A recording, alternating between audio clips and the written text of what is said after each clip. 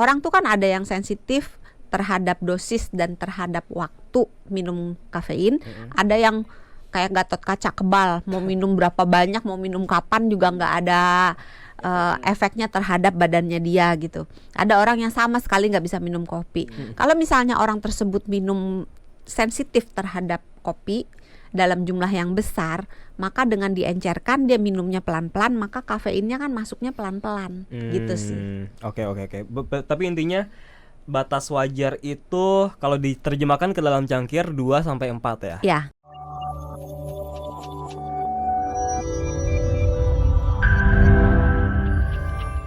Duh, ngantuk banget nih Duk nih, nggak tahu kenapa. Padahal Kurang tidur ya. atau kebanyakan tidur. Kalau ngantuk biasanya kurang duit atau kebanyakan duit. Kayaknya harus minum kopi deh, Dok. Kalau minum kopi udah kan malam jangan minum kopi. Emang kalau malam nggak bagus? Ntar nggak bisa tidur. Oh iya, tapi kan ini harus kerja nih, siaran sampai malam. Cuci muka ya. Lompat-lompat. Oh iya bener ya, biar nggak ngantuk ya. Biar nggak ngantuk. Nggak, soalnya kalau minum kopi itu nggak tahu kenapa ekspres gitu loh Dok, langsung melek gitu ya. Emang iya ya. Karena kopi itu stimulan alami. Stimulan. Stimulan tuh apa sih? Stimulan itu membuat kita terstimulasi gitu. Jadi memang dia membuat kita jadi secara fisik nggak capek, secara mental membuat kita lebih mudah berfokus, lebih mudah berkonsentrasi, dan nggak cepet ngantuk. Oh gitu. Jadi moodnya juga bagus. Kopi bisa bikin nggak ngantuk tuh bukan mitos ya, emang Enggak, fakta memang ya. Iya, memang Karena fakta. memang dia alaminya dari sananya udah bisa bikin orang jadi lebih fokus itu ya bahasanya ya. Dan buat orang-orang yang depresi, minum kopi itu memperbaiki depresinya. Tapi kan nggak boleh banyak-banyak dong, ya kan? Nggak boleh berlebihan ya kan. Makanya ada orang yang bilang harus tetap pada batas amannya. Iya, segala sesuatu yang bagus itu kalau diminum secara berlebih-lebihan, hasilnya belum tentu jadi lebih bagus, termasuk kopi. Nah, kalau kita ngomongin batas aman kopi nih Dok, sebenarnya bisa dilihat itu dari kadar kafeinnya kah, atau dari jumlah gelasnya kah? Sebetulnya lebih akurat kalau dari kadar kafeinnya, karena kalau misalnya dari gelasnya, orang itu misalnya minumnya kopi yang dekaf, yang kafeinnya udah dibuang sebagian besar, maka itu akan batasan gelasnya akan jadi lebih banyak gitu. Oh, tunggu, kadar kafein. Berarti misalkan nih saya menyeduh kopi satu cangkir misalkan 500 ml, itu belum tentu kafeinnya 500 ml gitu maksudnya. Tergantung biji kopi yang digunakan, tergantung cara menggilingnya, tergantung cara menyeduhnya, tergantung ditambahkan apa di dalam kopi itu, tergantung apakah seduhan kopinya itu si bubuk kopinya itu dibiarkan di dalam atau dibuang. Wah, kalau gitu susah Dok dong. Kalau misalkan batas aman kopi dilihatnya dari kadar kafein, apalagi kalau sasetan ya kan? Kan kita nggak tahu kandungan kafeinnya berapa ya kan. Oke lah, kalau misalkan sasetan kita bisa lihat dari komposisinya ya kan, ya, di belakang bungkus. Kalau kita beli di coffee shop kan kita nggak bisa nanya kan ini kadar kafeinnya berapa. Umumnya satu shot itu sekitar 50-an. Satu shot sekitar 50 gram. 50 miligram kafeinnya. Satu shot. Oke. Kalau yang sasetan itu bisa macam-macam ya? Kalau sasetan tergantung Tergantung ya, nggak bisa dipastiin ya. Enggak. Tapi kalau kopi yang pada umumnya dibuat gitu, kayak coffee shop gitu ya, barista. Kopi hitam biasa ya, itu pada umumnya sekitar 90 sampai mungkin 100-120 miligram dalam satu cangkir. Dalam satu cangkir ukuran 240 cc. Oke. Kurang lebih ya, karena kembali lagi tergantung dari cara, banyak tuh, tergantung biji kopinya, tergantung ngegilingnya gimana, nyangrai biji kopinya gimana. Itu pengaruh semua ke kadar kafein yang nanti ada di dalam seduhan kopi tersebut. Biji kopi misalkan Arabica sama yang misalkan Robusta gitu beda-beda ya. Arabica lebih rendah, Robusta lebih tinggi.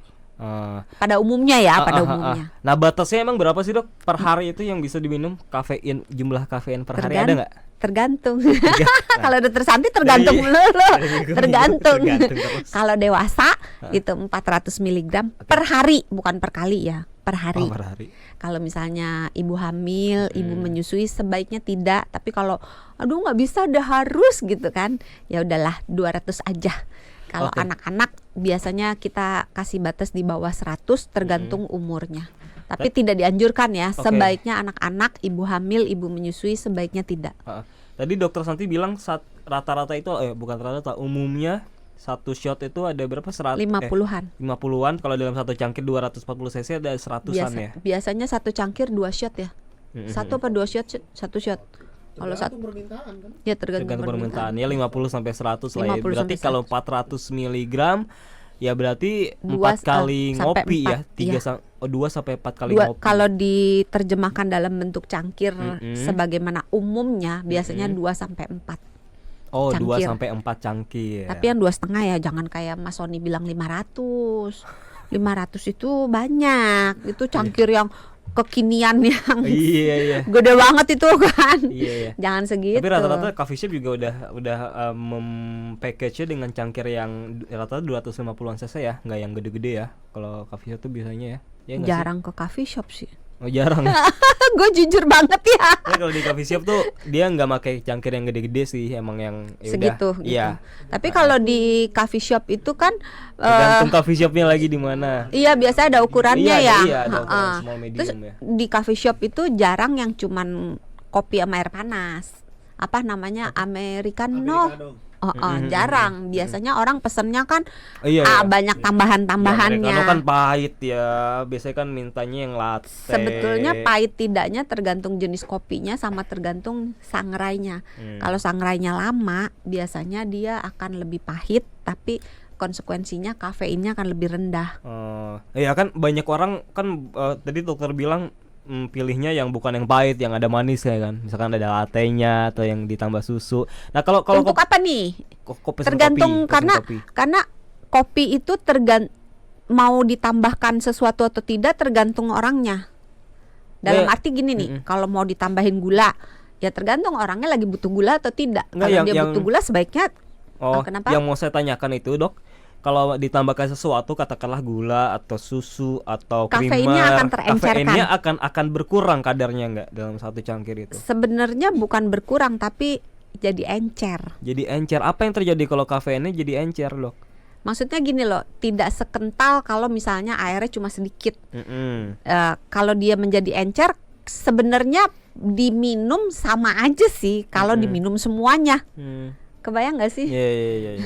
Ya kan, tapi kalau misalnya diencerkan terus minumnya pelan-pelan, maka si kafein orang tuh kan ada yang sensitif terhadap dosis dan terhadap waktu minum kafein, ada yang kayak Gatot Kaca kebal, mau minum berapa banyak, mau minum kapan juga nggak ada efeknya terhadap badannya dia gitu. Ada orang yang sama sekali nggak bisa minum kopi. Kalau misalnya orang tersebut minum sensitif terhadap kopi dalam jumlah yang besar, maka dengan diencerkan dia minumnya pelan-pelan, maka kafeinnya kan masuknya pelan-pelan gitu sih. Oke. Tapi intinya batas wajar itu kalau diterjemahkan ke dalam cangkir 2 sampai 4 ya? Ya. Per hari. Per hari, bukan per kali duduk. Oke, per kali duduk.